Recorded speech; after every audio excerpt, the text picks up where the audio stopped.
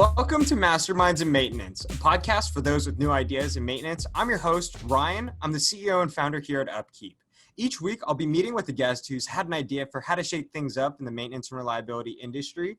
Sometimes the idea failed, sometimes it made their business more successful, and other times their idea revolutionized an entire industry. Today, I'm extremely excited to welcome our very own Drake Mckinish. He works in our sales department here at Upkeep, and he's had such a fascinating journey in the maintenance and reliability industry that brought him here to us in Upkeep today. Welcome to our podcast, Drake. Thank you, Ryan. Honored to be here. All right. Well, today we have a very, very special guest, and I wanted to do something really special for Drake. And also, I think we can start it off by just telling our listeners a little bit about yourself and your journey. What brought you to this space and your background? Great. Yeah, so I'm in sales here at Upkeep, as Ryan mentioned. I've been here for a grand total of 4 months, so I'm really deep into my career here. No, but we're growing really quickly. I was really excited to join Upkeep. I have a lot of experience in blue-collar work, working in not only maintenance and reliability, but also in newer industrial and commercial construction, refineries, power plants, even a couple tall buildings out here in LA. So I was really, really excited to get into not only Upkeep, but to serve the deskless workforce with providing a solution that really streamlines productivity with people that are underserved. And I was just super excited to join Upkeep after getting to learn a little bit more about the team here and the product that we have. That's awesome. So I know a little bit more about your journey, and I feel like you're underplaying that. You actually worked out in oil refineries. You were the wrench turner. Could you tell our listeners a little bit about your journey and what you were doing right before Upkeep and working here?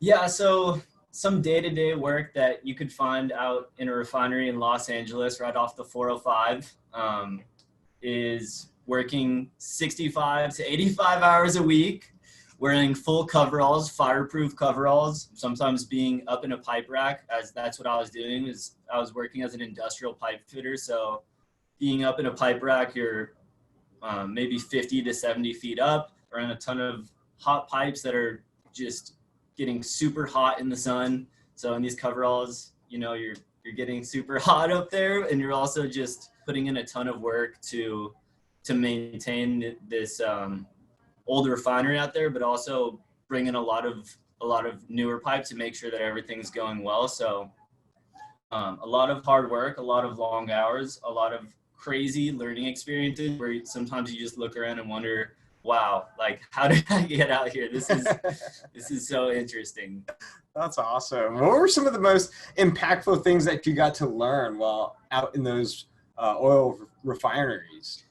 Yeah, so a couple really intriguing things to me were working with some heavy equipment, some huge cranes, learning a lot about rigging, which is how you get the pipe 75 feet up with the crane. So working with cranes was great. Operating a lot of interesting tools, working with welders, that was a very interesting experience. A lot of the impact and meaning behind working at the refinery was just, I know that it might not always be seen as having a positive environmental impact, but after working at the refinery internally, you get to learn that they actually decrease the amount of waste that they have to a point where it's so minimal that it has such little impact on the community. So I think that I got to gain a little more insight into how much environmental impact the refinery actually does have, and really how many people we serve, and the fact that you're taking crude oil and refining it into all these different products that we're around every day. Every time you fill up your gas tank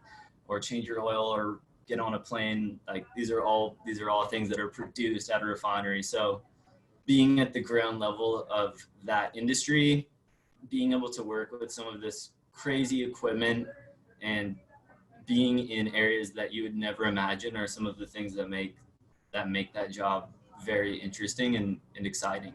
That's really awesome. I think you bring up a really good point too, Drake, that when people think about oil and big oil companies, they think about all the bad things that are associated to it. But I think what you're saying and what you're bringing up is that actually there's a lot of good to it, that there's so much R&D, there's so much development focused on trying to make it environmentally friendly, trying to reuse and refine oil in so many different ways. And at the end of the day, I think what's really, really fascinating is that there are people at the end of the stick. There are people who are actively involved in trying to make it better for everyone else out there when we, again, fill up our gas tank. And those people are folks like you. So I appreciate that so much, Drake. So, you started your career out working out in these big oil refineries, turning wrenches, 50 feet up in the air. What brought you to Upkeep? There's a lot of various reasons that have brought me to Upkeep. I loved the industry that I was working in. I was working a ton of hours, learning a lot. Ultimately, I really wanted to work at a tech company and have a different kind of impact from a different perspective on this industry. I mean, the blue collar industry is very intriguing to me, and it's just a whole different animal compared to some of these other industries that software companies serve today. So I relate to a lot of these blue collar workers. I know how they think and operate. And I also saw a lot of room for improvement in the way that the daily tasks were carried out. So after hearing about Upkeep and the product and looking a little bit more into the team, I thought that there's a lot of opportunity to join the team and really be able to connect with some of these people that I've had experience working with in the past as well. That's awesome. So now you've got this experience working out in the field, and now you've got this experience working here within the Upkeep office. I'm curious, do you have any tips, advice for people that are entering that workforce as you look back and remember all the crazy times you went through, the challenging times? Any pieces and nuggets of advice if you were to give yourself that advice 3 years ago when you're just starting?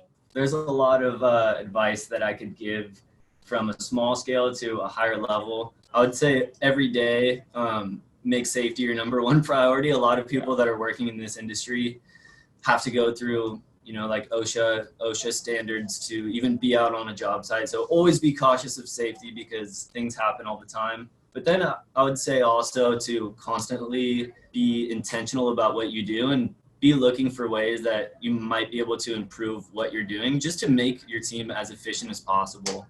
So there's always little ways that you can improve that and streamline communication, make your team more productive. So always to be aware of that and thinking about that, I think will just improve your career overall. Absolutely. So safety, be intentional about the things that you do. I'm curious, did you feel like the environment that you're in, people took safety for granted? Of course. Really? Yeah. A few examples. One guy that I was working with, he's been in the industry for 20 plus years, missing a finger. I think he had another story why the finger was gone, but I know that it's definitely from the industry. Yeah. There's little near misses all the time. So enforcing these safety standards are important because even a near miss is, if something was a little off, it could have been a death or an injury. So yeah, I've seen a lot of near misses. I definitely have seen the back end of injuries as well. One of the foremen that I was working with on a job in his early career had a MAPS gas torch container blow up in his face. And it's not that noticeable today, but it's just these little things that I think you take for granted maybe when you're younger or just getting into the industry and don't have as much experience to where you do take them for granted. So yeah, safety is a huge priority. And it just takes that one time to really change and alter your entire life. Right. So, yeah, try to minimize the number of near misses because that's it can change your life in a heartbeat. So I'm curious, how has after working in that industry, coming here to Upkeep, how has your background helped you connect with our customers, prospects? How have you taken all of your learnings and utilized that to help you here at Upkeep?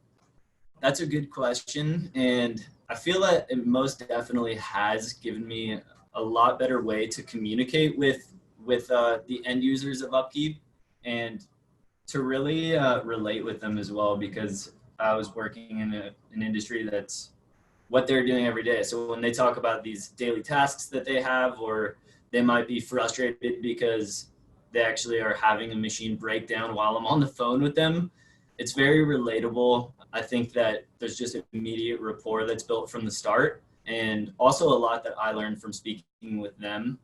I love speaking with people in this industry, the blue collar workforce, the deskless workforce. There's a little bit different perspective there, and having experience in that industry myself, I think really allows me to relate with them on that level. That's awesome.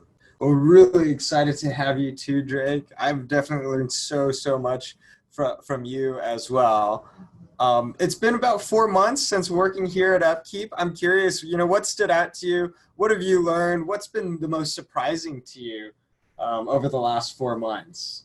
Yeah, so although I do have previous experience in maintenance, I would say that I didn't have a ton of insight into, how scientific the maintenance and reliability process is, and how much there is to know as far as preventative maintenance, condition-based, predictive maintenance, all of these aspects of maintenance and reliability, and the art of establishing a maintenance program that's tailored to you is something that I didn't really know too much about before joining Upkeep. So I feel that I've gained a lot more knowledge into the industry, and also learning new ways to solve different problems for the customers that I speak with that I might not have known before, and even ways that might be able to improve on our product, but ways that I didn't understand our product could improve their lives before as well. So